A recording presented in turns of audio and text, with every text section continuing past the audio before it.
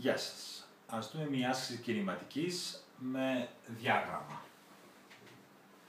Δίνετε το διάγραμμα που βλέπετε στον πίνακα και ζητείτε το είδος κίνησης για τα δύο κινητά, α και β, της εξός κίνησης, πόσο απέχουν τη χρονική στιγμή 10 και πότε συναντιόνται, αν συναντιόνται.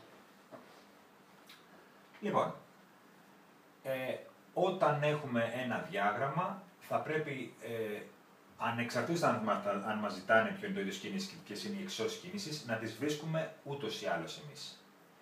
Πρώτα απ' όλα θα αναγνωρίζουμε το διάγραμμά μας. Εδώ πρόκειται για ένα διάγραμμα χ του τ.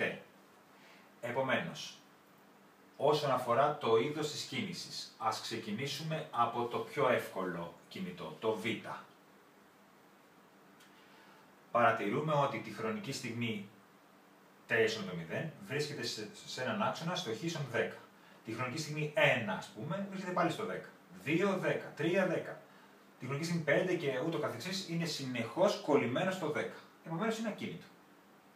Άρα, μία εξίσωση είναι η χβ ίσον 10, SI, και η άλλη εξίσωση κίνησης, της ταχύτητας, VV, θα είναι 0, ακίνητο. Πρόκειται για ακινησία δηλαδή. Το α κινητό. Από το διάγραμμα λοιπόν χ του τ, παρατηρούμε ότι το χ εξαρτάται γραμμικά ως προς το χρόνο, είναι ανάλογο. Άρα λοιπόν πρέπει να εκτελεί ευθύγραμμη ομαλή κίνηση με χ α ίσον με β επί τ. Πόσο είναι όμως το β? Το β είναι πάντα η εφαπτωμένη αυτής της γωνίας, η κλίση με άλλα λόγια. Το 10 απέναντι κάθετη διαπροσκύμενη. Για ένα ζευγαράκι τιμών που βλέπουμε στον πίνακα. Εδώ συγκεκριμένα έχουμε ότι τη χρονική στιγμή 5 βρίσκεται στο χ 10. Άρα έχουμε 10 δια 5, 2. Άρα είναι 2 τ. SI. Το χ σε μέτρα, το 4 σε κόμμα. Το έχουμε ξαναπεί.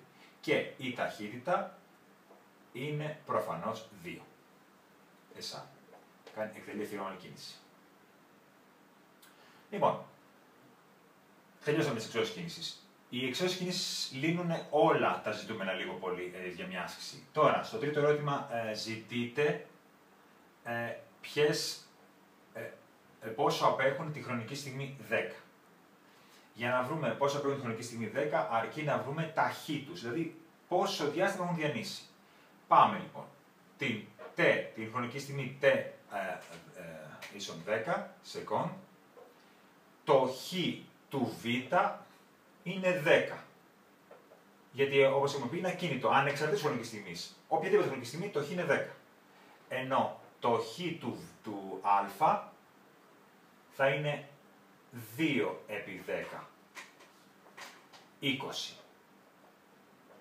Το χ α είναι 20 μέτρα. Επομένως, απέχουν τη διαφορά. 20 μείον 10. 10 μέτρα. Και τέλος, πότε συναντιόνται, αν συναντιόνται. Για να έχουμε συνάντηση θα πρέπει να έχουμε το μη, κοινό σημείο δηλαδή, σε ένα διάγραμμα χ του τ πάντα. Επειδή λοιπόν εμείς έχουμε διάγραμμα χ του τ και βλέπουμε το μη εδώ, αυτό σημαίνει ότι τη χρονική στιγμή 5 έχουν ίδιο χ. Δεν θα λέγαμε έχουν διανύσει το ίδιο διάστημα, γιατί το κινητό το β δεν γίνεται καν.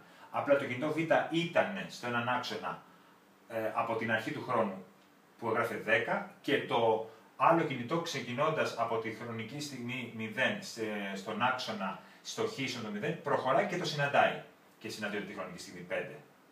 Άρα λοιπόν πότε συναντιόνται? Την χρονική στιγμή, την t ίσον 5 σεκόντ. Στο χ ίσον 10. Η τομή, κοινό σημείο τομής, σε άξονα χ, σε διάγραμμα χ του τ, δηλώνει συνάντηση. Αυτή ήταν η άσκηση. Καλή συνέχεια στο διαβάσμά σας.